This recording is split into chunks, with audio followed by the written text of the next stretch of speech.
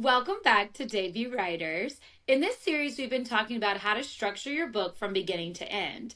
Today, we're joined by DL Jennings, author of the Highglade series, an epic fantasy trilogy of gods and magic. He's joining us today to discuss his process for writing a successful three-book series. Thanks, Dave. We're so excited to have you here. Can we start at the beginning of your writing journey and how you all got started? Yeah, thank you for having me. So my writing journey started in earnest when I was an angsty teen on LiveJournal, and I really think that was one of the first things that got me into, interested in forming thoughts and, really just putting my writing out there so other people could see it. And I kind of stashed that away for really most of my adult life until I was in the military. And I worked at the time for Air Force Special Operations Command, and I was on a deployment to, let's say, Africa.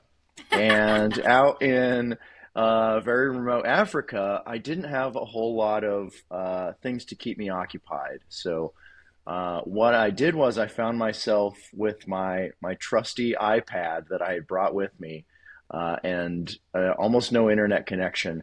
And I started basically I was reading a lot of fantasy at the time, so I started writing what would later become my debut novel, Gift of the Shaper, just based on pretty much boredom.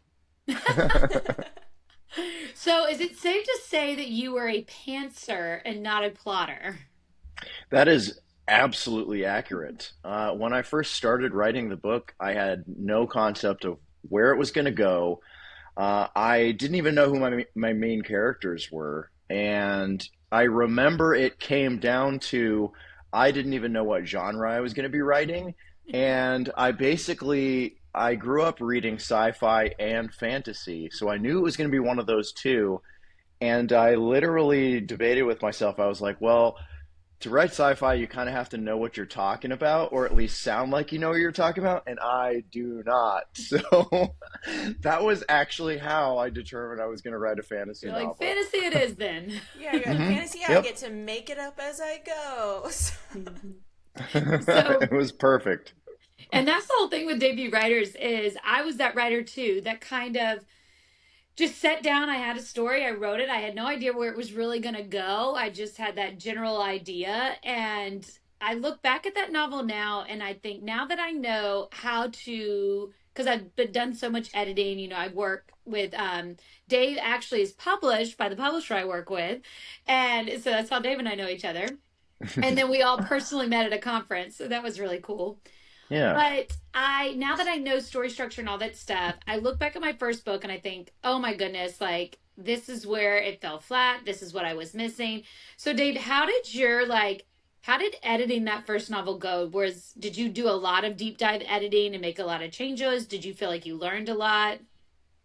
I did, and I think that's reflected in my second and third book, where a lot of people say, "Wow, you really caught your stride here."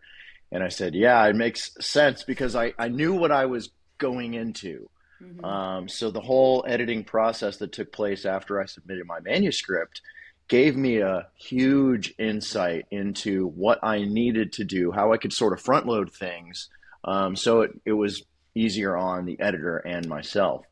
And I did a lot of sort of internal editing, and myself while I was going through and reading the book.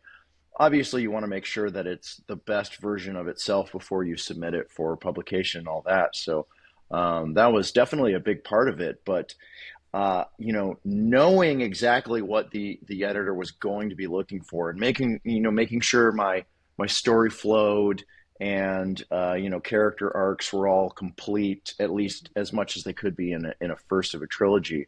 It was definitely challenging, but I'm super glad that I have that experience, and I was able to kind of pick up on that after the editing took place.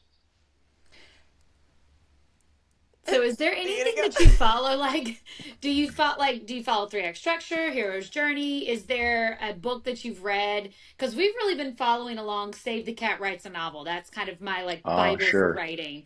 Do you have Yep. a certain book that are like or structure that you're using? So I did actually take a few pages, so to speak, from Save the Cat, and I ended up storyboarding my first book. Interestingly enough, it's the only one that I storyboarded, uh, and it's kind of funny because I think books two and three are actually have better structure to them. I'm not really sure what the reason for that is. Maybe I internalized it enough that I was able to really put it into practice. But I also, one of the most useful piece of advices that I took was from Stephen King's On Writing. Mhm. And he basically says, just write, Yes, which, that he was my like that's the only reason I ever finished my first novel is because someone handed me that book yeah, and I was like, I just have to write it. I just have to stop over analyzing this book and just write it. I took that advice Free. to heart. I took it like the most literally that I possibly could. And that's how I started writing book one. Again, with no idea of who the characters were or what this was going to be about. And it was a lot of fun for me. And I think being a pantser, a discovery writer is very fun because I am a reader too. I'm a reader first, I'm a writer second. And when I am writing these characters who surprise me, I experience these twists as a reader and as a writer. And it's so, the whole process is just very fun for me because I get to follow along and see what they do. I love that. I love those aha moments. I was just telling Bree about my work in progress now. We got on a recording the other day and I was like, I just figured it out. I know what I'm doing now. And I'm like so jazzed. And like now the writing's coming like so much quicker and it's faster and I'm like really getting through it. And so, but yeah, I definitely would say I am more I start off as a pantser. And then Mm. once I have that aha moment and I really know where I want it to go, sometimes I just take a break, go plot for a minute, make sure I don't forget it because I'll forget it. Oh, And then yeah. I'll be like, right up, like, oh, I forgot where I was going. Oh no, like when you just lose the conversation. So I have a big receptacle in my notes, and it's called plot. And so now I've had to differentiate it between the books that I've written, but it's essentially the same. And it's just my receptacle for ideas. And some of them get used, some of them don't, but it's always, I'm so glad I have it because sometimes if I don't have an idea or if I'm stuck, I'll go back and I'll reference that note and I'll say, oh, you know what? Maybe this is a good place to end up and sort of gradually work and weave my way towards that. Oh, I love that. That's such a great tip. That's a really good one. So when you're kind of do you do it by novel or like did you have kind of okay, I know this is going to be a three book series or was it just you got through book one and then when you ended it you were like I can keep going with this. Yeah, that's exactly what happened. I had it in my head that I wanted it to be a series. So I was kind of at a crossroads. Do I, you know, do I write the ending? I still wanted it to be a satisfying ending, but I wanted to kind of leave the door open. Like it's very interesting because I went back and I reread. I grew up on Lord of the Rings, right? And rereading the Fellowship of the Ring, You did it you just really kind reread of the whole series? I mean, That is a huge series. a little bit, yeah. Again, big reader. So, and it's really funny because the first book just kind of it sort of ends, right? It's like you don't have this satisfying conclusion Yes. where Frodo has destroyed the rings. And I think I don't know how Tolkien wrote. I don't know if he was an outliner or if he had the ending of his series ready, but I certainly did not. By the time I finished book one, I knew where book two was going to go. I didn't know where book two was going to end until about three-quarters of the way through book two, right? And book three was a different story. I knew where it was going to end. I knew how it was going to end. I Because it just was the didn't know big how end, we were going to right? get there. The Yep. ultimate ending. Yeah. Yes. By the time I got to book three, I knew that was going to be the conclusion. So I had titled my series the Highglade series, and I did that purposefully because I wasn't sure how many books it was going to encompass. But by the Mhm. time, again, by that I got to book three, I figured number one, everybody loves a trilogy. Number two, this is a solid way to end this series. And number three, everyone loves things in threes. So I had to do, I had to do a list of three. So Yes. Mm. You give me hope about the whole, like, you don't have to know the end. You didn't know the end for book two, but then you did for book three. Gives me a little bit of hope. good. That's what I'm here for. Bree has a wonderful book series in her mind, and Shoot, she cut that just out. has to start writing. We were kind of brainstorming Yes. the other day together, and it's so good, and I can't wait to read it. I'm really I excited about love it. that. I love Mm, it. Yep, this is no. staying in, Bree. Oh no, cutting it out so that nobody knows. I just choose to like not acknowledge it so that She's Perfect. still a closet writer. I remember the first a agent closet meeting. writer who has a YouTube show about it. So like, Yep, it's am I great. really? It's great. Well, I was such a closet writer. I told no one, and I went to meet with an agent. It was actually like this writing festival here locally in Seaside, and you could go and schedule meetings with an agent. So I went and met with an agent, and I mean, it was quick, y'all. She opened the folder, looked at it, and she goes, "So how long have you been writing?" I was like, now looking back, now knowing what I know and having acquired books and edited books, looking back now, I think to myself, she was probably like, "You have no idea what you're doing, sweetheart. Bless your heart." Mm. If she Bless was your Southern, she heart. probably would have said, "Bless your heart. You have no idea." Oh, absolutely. But She was thinking it. Yeah. but she was like, "So does anybody know you're writing? Has anybody else read this?" And I'm like, Mm. "No, I don't really tell anybody." She was like, "So you need to come out." She was like, "You need to tell people. You need to have other people Oh. read your writing, and you need to get some feedback." And she was so sweet about it, because now looking back, I'm thinking to myself, she probably wanted to be like, "This is crap." Like I Mm. don't know how to say it any nicer. It's so important, especially nowadays, having talked to other successful and established writers. Some of them have expressed varying degrees of frustration about how important social media is, even for previously published authors. Mm-hmm. One of my good friends, fellow Pittsburgher, Jonathan Auxier, is coming out with another book. He writes like YA slash, yeah, I guess YA kind of books. And he was massive on Twitter slash X, right? And now, he was like, it's just not the same anymore. Mm-hmm. And that was a way that he actually was getting a lot of engagement with his readers was through social media. And this is a guy who had a screenplay option by Disney, so he is like successful, right? Yeah. And um, to have that focus on social media. The way that it is today is unlike anything we've ever seen in the history of publishing, and it's kind of interesting to watch. And it's, as writers, I think writers are naturally reclusive creatures. Mm, hmm. We're like in our Yep. own stories in our own way. And I have stepped away. I've taken some time away. Dave, I'm sure you know, I've taken a different position at Indigo, and I've Mm, taken a little bit of a step away so I could write this book.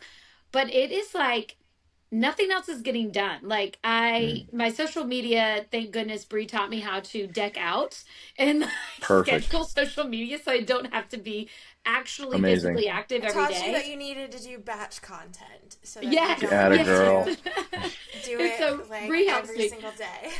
Yeah, but it's exhausting because I just want to write, and I this process of writing, and like you said, you love it so much, so do I, and I think it's what every writer really likes at their core, but then you end up having to do all this social media on the back end. And I love talking about my books, but it's different. Like I love going to book clubs, but it's different on social media. But Yeah, that we will definitely have to wrap back around to that conversation when we do our marketing turn and we talk about how important social media can be. But it is. yeah, refocusing us on this. So tell me, we always talk about how every writer has a piece of themselves in their book. So, what experiences do you feel like you drew on when you were writing this book? You said you have to have some incredible fight and combat scenes in your book with your backgrounds. Yeah, and I definitely poured a lot of that into it. And so it's kind of funny because when I was in the Air Force, when I was active duty, I was the head of a shop. It was literally called the tactics shop. So if there's one thing that I know when it comes to battle and to war, it's tactics. And I knew what it's like to be deployed. I knew what it was like to be sent out into battle, as it were. And I made sure that my characters reflected that. And one of them, his name is Hullis Drostane, and he's the captain of this Thurian army. And you basically get to hear his thoughts and to see his preparation before he's leaving for war. Knowing that he might not come back. So it's a very heavy thing, but war is a heavy thing, right? And I wanted to make sure that my world was authentic. And I do think that I did a really good job of that. And I've had people say, like, in fact, I've had other military members reach out to me and say, this section in particular was really impactful on me because I felt these same thoughts and I've been down the same road. So to me, that was really a mark that I did it right, and I'm extremely proud of that fact. Wow, that's really powerful. It might be related, but kind of in a similar vein. What scenes or parts of your books were the easiest to write and which were the most challenging? Oh, I would say the most challenging were the female perspectives. You know, as a male, I really had to empathize very heavily with my female characters. And to be perfectly honest, I think, and people have said, I have very strong female characters, and I'm extremely proud of that fact because I base them on the women in my lives who just also happen to be strong women. So it's no coincidence that my female characters end up like that. Um, and I think that was very challenging for me, but also some of the most fun that I had with them because I made them, so badass and so cool, right? So it was, very rewarding in that sense. And I think for the easiest, I really do think it was the battle scenes. Because I grew up reading fantasy. I grew up reading epic fantasy, Lord of the Rings, the Dragonlance series when I was a kid, R.A. Salvatore's Dark Elf trilogy, where there's all these conflicts and battles, and there's constantly like the description of what's going on in the battles.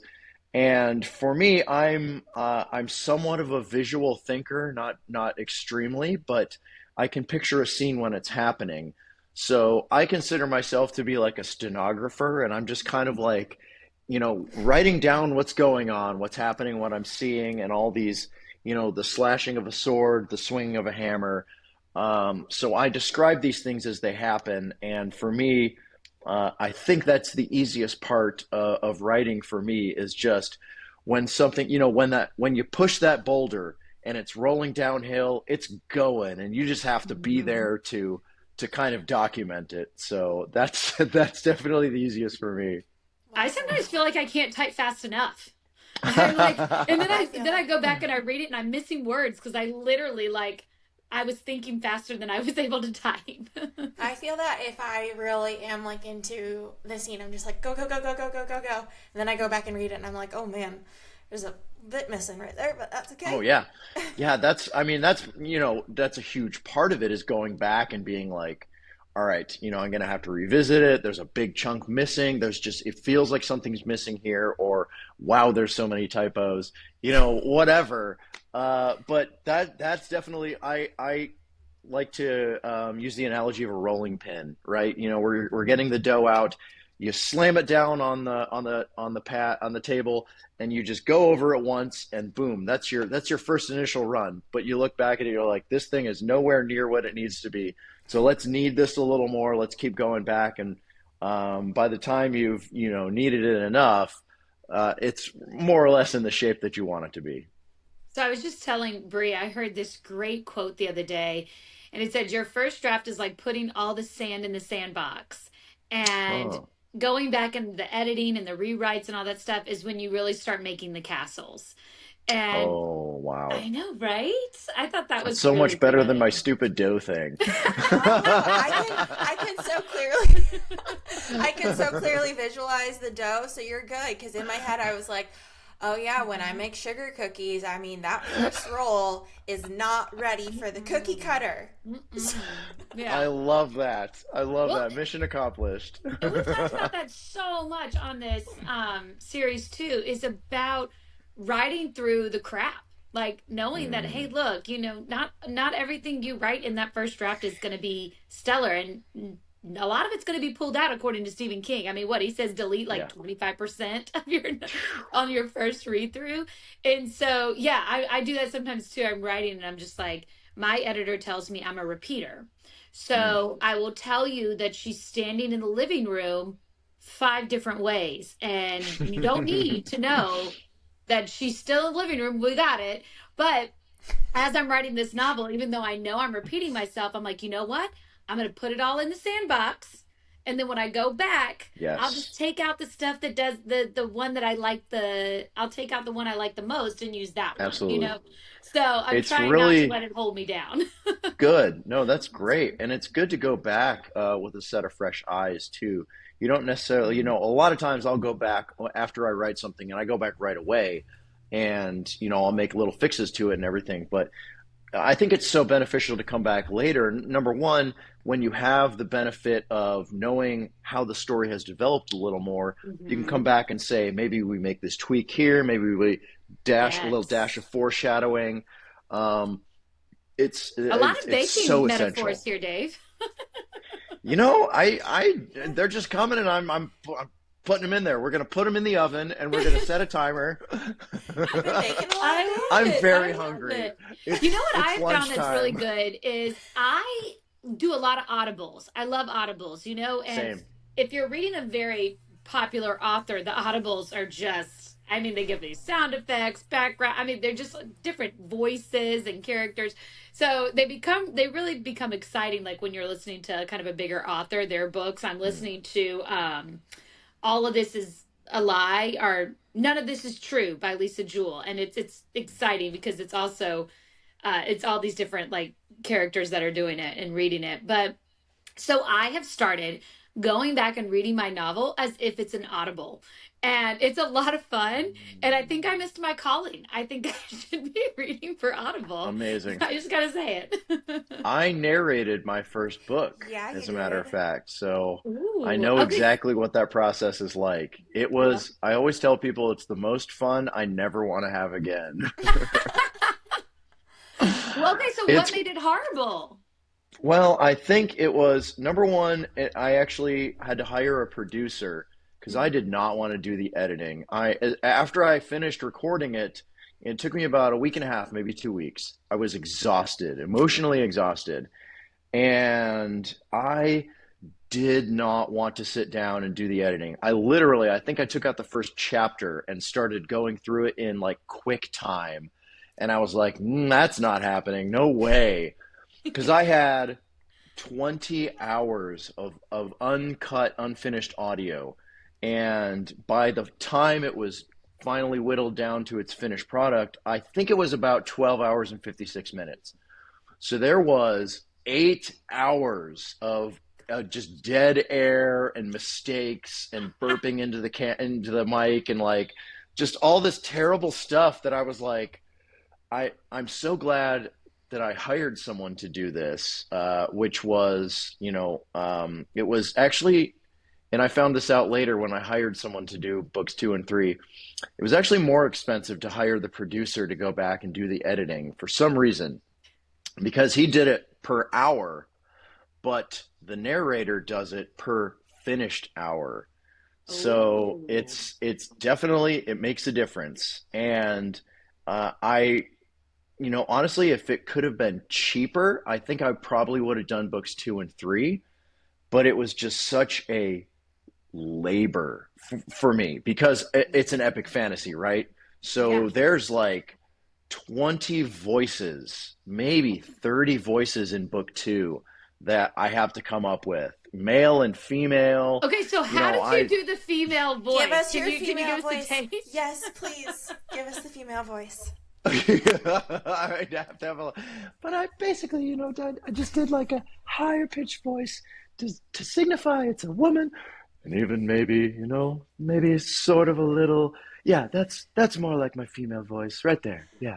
I love it. That is so It was a great. lot Oh, of fun. it's so And good. I'll tell you, I had to use different accents to differentiate my females from each other because I'm so one dimensional when it comes to my female voices that I was just like, nope, all right, you're Irish, you're Scottish, you're from the north of Britain. Like, and I did the American accent too, which I think, I narrated it. I narrated in it, and my main character and his father were both American accented, but my narrator for books 2 and 3 was British, and I did that on purpose because I think it's great to listen to. I love when I get to listen to a British book. So Lisa Jewell, she's from England, and so all of her books are British.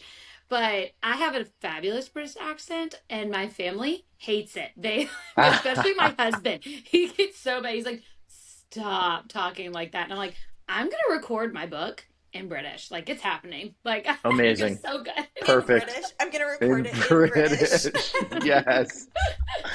um, totally unrelated, but where I have an issue is that when someone has an accent unintentionally, I will sometimes respond to them in their accent. And I don't mean it in an Amazing. offensive way. It just kind of comes out. And then I retreat and I'm like, Ah, "Oh my gosh." so you're That very easily influenced. I'm like, that is so. I have this, she's the nicest lady, but I have this British neighbor, and when I talk to her, I have to be very present and aware Mm, because I have responded to her with a British accent before, and then I've walked away like, that was amazing. not your best moment, Brie.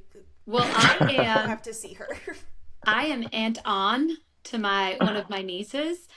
She had a British accent for quite some time because all she watched was Peppa Pig. And I was my brother and I joke about it. I was like, "Are you trying to like raise a British child?" I'm so like, That's how you Yes. she get had it. such an accent. I was like, Yes. "What is happening?" Yes. I feel But like actually that is exactly what I'm trying to do. Mhm. I know, Is right? my goal for sure. So, Dave, when you're looking back on all that you've done with this incredible series, what are some things that you would tell a writer who's like, comes up to you and is like, "Hey, I've got this epic fantasy I'm just starting." And you're like, "Okay, let me tell you this first." Hey Dave, Oh, I have a fantasy epic to be determined. oh my What God, would you perfect. say? Number one, get it on paper. Get it written. I can't emphasize that enough. And I think, Anne, going back to your sandbox comment from earlier, that is the most important thing. And it's what I always tell people is get it out there. The hardest part about writing a book is guess what? Writing a book. Yep. And I can't tell you the amount of people who have come up to me and said, man, I've got this great idea, and I've just had this idea They come for out of the years woodwork. and years and years. And I'm like, ideas will not get you anything. Ideas are great, and yet you got to have one to start with, right? You got to have one idea to start a book. But ideas themselves don't write a book. And that is far and away the most important thing you can do is just start writing. That's number one. How many of these do you want me to list? Because man, I can keep going. I Let's actually do have it. written I've written an article, and it's on my website, dl-jennings.com, and it's called Advice for New Writers. And I think if you actually Google DL Jennings Advice for New Writers, it's one of the first hits. Obviously, it comes We're up on gonna my link phone. it. Yes. All right. Perfect. Yeah, because I do it all the time. But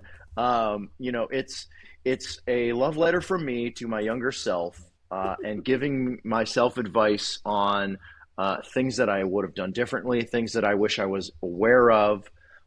So it's sprinkled with all sorts of useful advice, I think. But again, the most important one, you got to write the book. So what would be your top three or five that you would say? Let's see. So, for me, I think number two is figure out your publishing journey because it is different for everybody. And I am friends with a couple successful, very successful self-published authors, Hmm. who I know for a fact have sold more books than me. And it's awesome because, and I look up to those guys and I'm friends with those guys. And I find it to be like a really, big blessing because I can pick their brains and they're sharing these tips with me of things that they've done differently that I can incorporate into my own methods to try and get my book out there, using ads, everything like that, the whole gamut. Hmm. Um, so figuring out your publishing journey, I think, is number two. Obviously that comes after you've written the book, but in terms of getting the book written, I think you really have to find your voice and to stick with it. And that can mean any number of things, but for me, it was very much like, how am I going to tell this story? What point of view am I going to use? Is it going to be first person? Is it going to be present tense? Is it going to be past tense? There's all sorts of options you have to work with.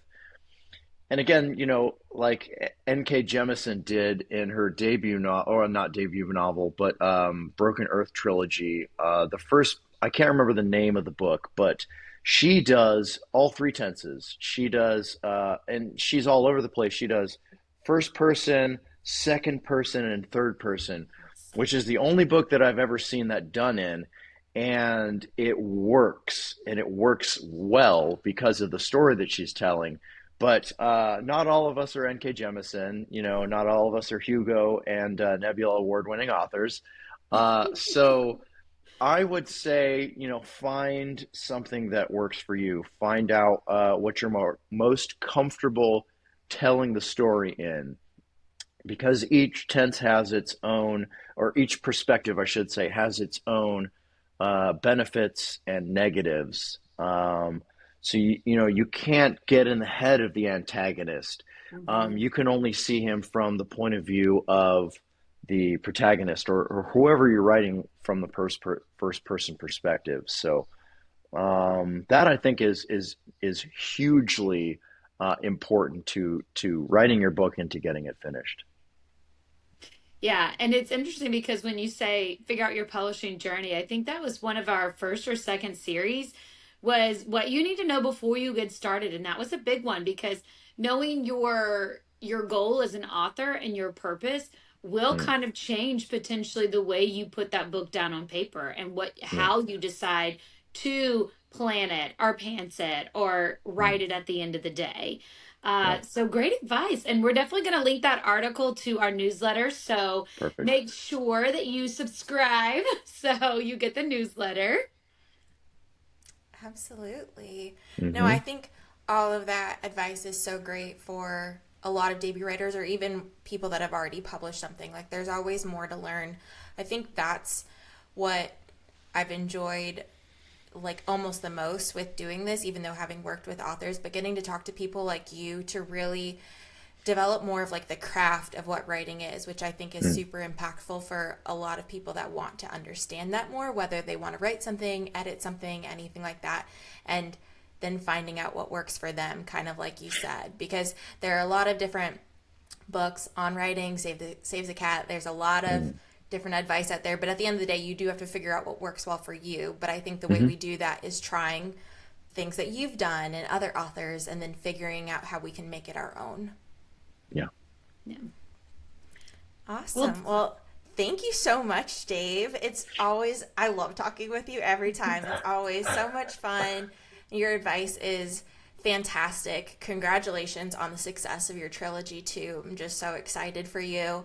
Thank I you. love when I carry it around and people ask me about it. I'm like, you have to read this. I love that too. Yep, I know, right? you have to read it. I did. I took it to an Airbnb I was staying in, and someone was like, "Wow, that cover's so cool." And I was like, "Not only is the cover cool, but The I was like, author is I too. was like, the story and the author are also cool." So Oh, thank go. you. That is very meaningful. Thank you. I appreciate that. I'm super proud of it and so Good, glad that it's out in the world. good, good, good. So before we let you go, though, Hmm. what's next? I love that question because I Do have you? been working on, I do. I've had this idea in my head for about 6 years now, I think, because actually maybe less than that. But I remember I started working on it right after I finished the manuscript for Gift of the Shaper. So that would have been, I think I finished writing it in 2016. Yeah, December 2016, I actually signed with Indigo River. And I remember exactly where I was. I was in Africa in a country called Niger.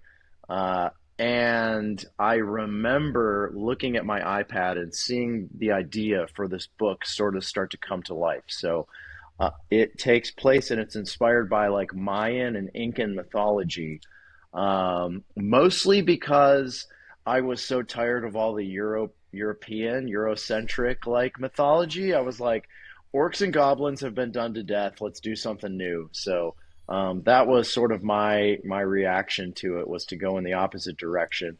And I like to pitch it as Game of Thrones meets the Jungle Book, but we'll see how accurate that is once I actually get the whole thing written. So it's definitely my next project, and in a couple days here, I'm going to go back to work on it, and I'm pretty excited about it.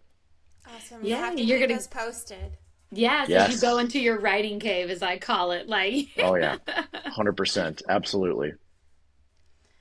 All right. Well, thank you again for joining us for this episode. You're wrapping up our series all about writing a book. So, Oh, thank you. Great amazing. conclusion. A great conclusion. I I get to be mean, the concluder? you Yeah. did. You're our third act. Yes, this is great. I love it. All right. And then we'll be back on Debut Writers soon. Thank you for tuning into this episode of Debut Writers. Make sure to check out our newsletter for your 3 T's and subscribe to never miss an empowering conversation. Stay inspired and keep writing.